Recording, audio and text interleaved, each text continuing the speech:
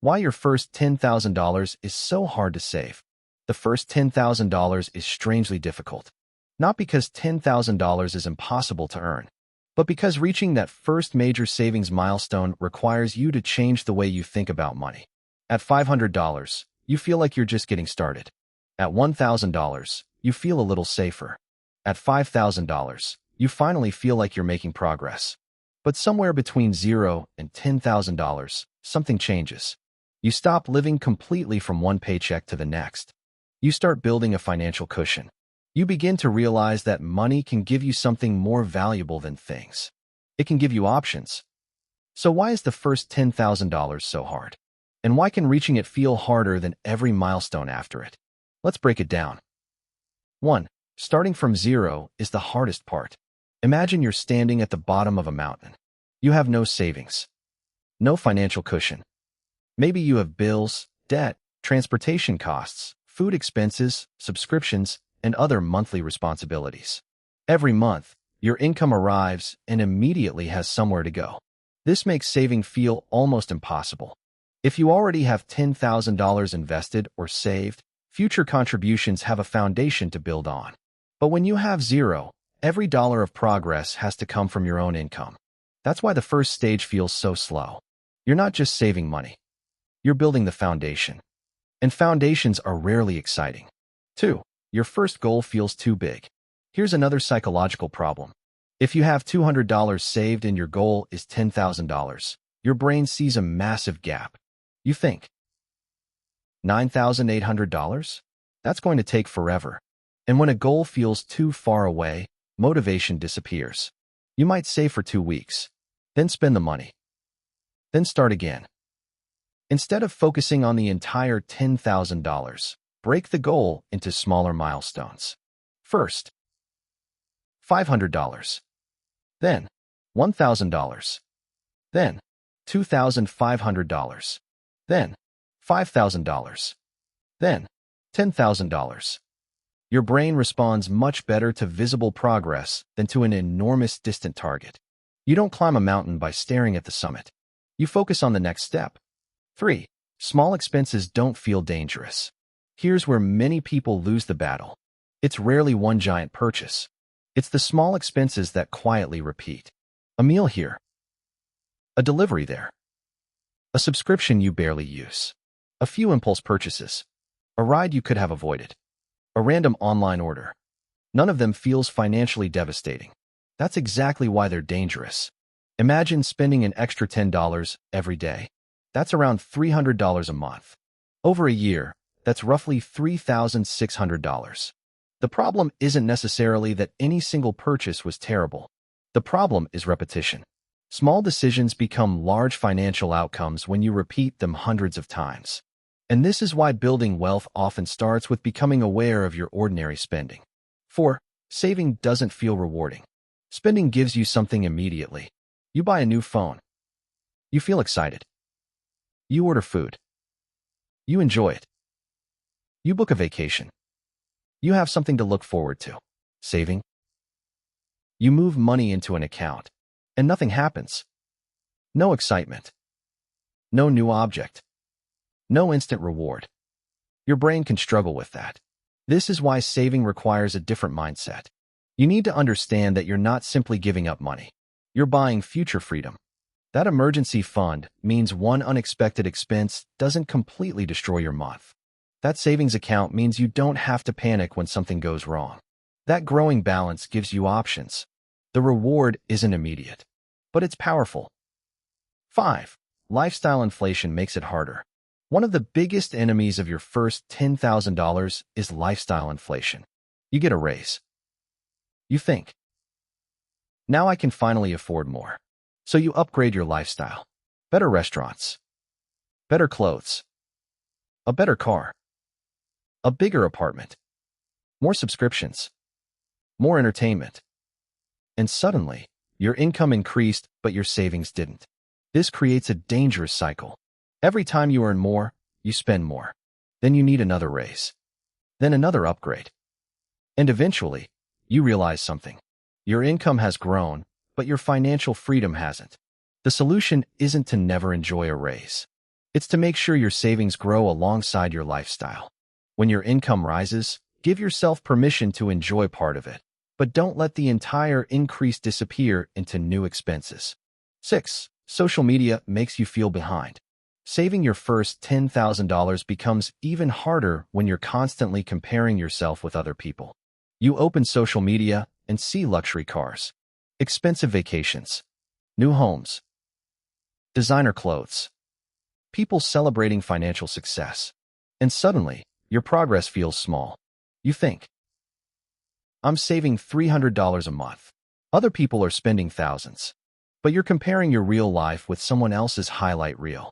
You don't know their income. You don't know their debt. You don't know their expenses.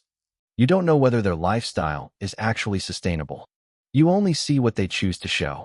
And this creates pressure to spend money you should be saving.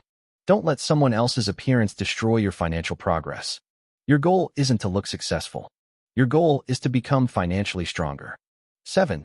You need a system, not motivation. Here's one of the biggest mistakes people make. They say, I'll save whatever is left at the end of the month. The problem? There usually isn't anything left. Money has a strange habit of disappearing when you give it no specific job. Instead, save first. When your income arrives, automatically move a predetermined amount toward your savings goal. Then live on what's left. This changes the process completely. You're no longer asking, can I afford to save this month? You're making saving part of your normal financial system. And systems are more reliable than motivation. You won't feel motivated every day. You don't need to. You simply need your system to keep working. 8. Increase the gap. There are only a few basic ways to save more. Spend less. Earn more. Or do both. And the most powerful approach is usually a combination. Cut expenses that don't provide much value.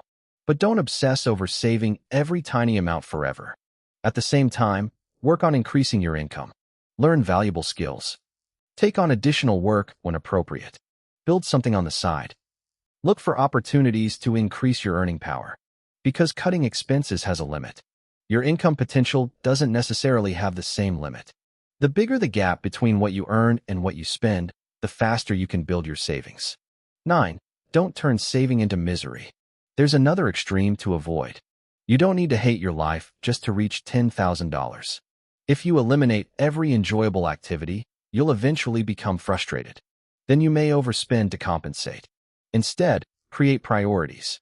Spend intentionally on the things that genuinely matter to you. Cut aggressively on the things that don't. Maybe you love traveling. Maybe you enjoy eating out. Maybe you have hobbies that cost money. That's okay. The goal isn't to eliminate everything. It's to make sure your spending reflects your priorities instead of your impulses. Saving should make your future better, not make your present miserable. 10. Your first $10,000 changes your relationship with money.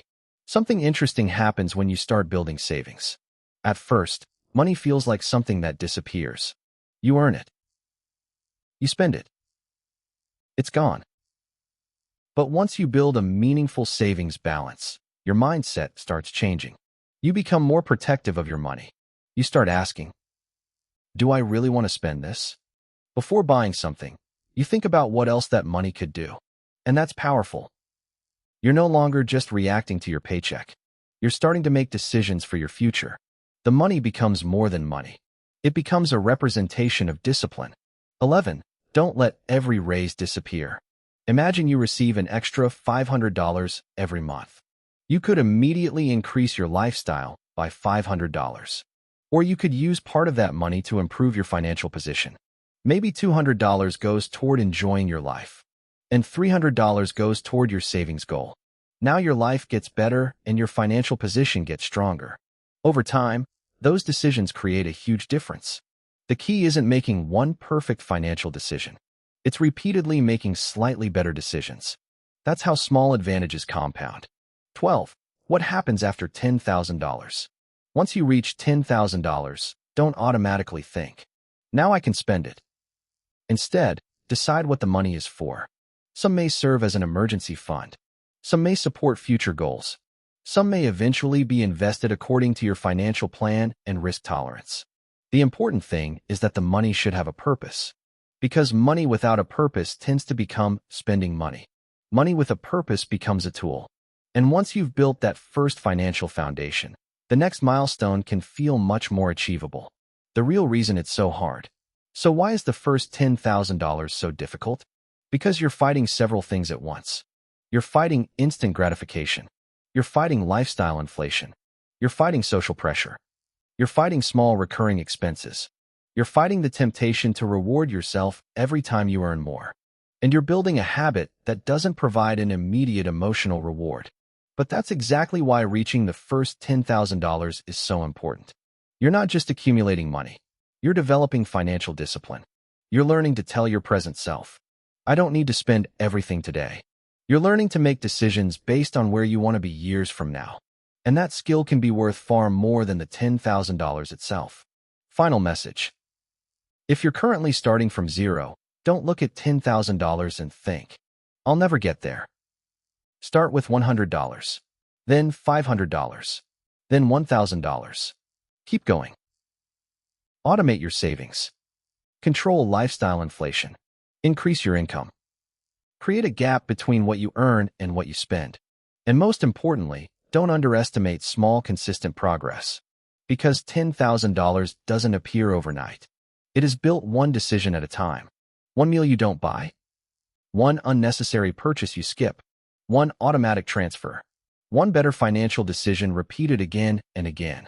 And eventually, you look at your account and realize something has changed. You're no longer starting from zero. You have a cushion. You have options. You have momentum. And most importantly, you have proof that you can build wealth. The first $10,000 may be one of the hardest financial milestones you'll ever reach. But once you reach it, you won't just have more money. You'll have a completely different relationship with money. And that's where the real journey toward financial freedom begins. Because the first $10,000 isn't just a number. It's the first proof that you can make your money work for your future instead of letting your money disappear into your present.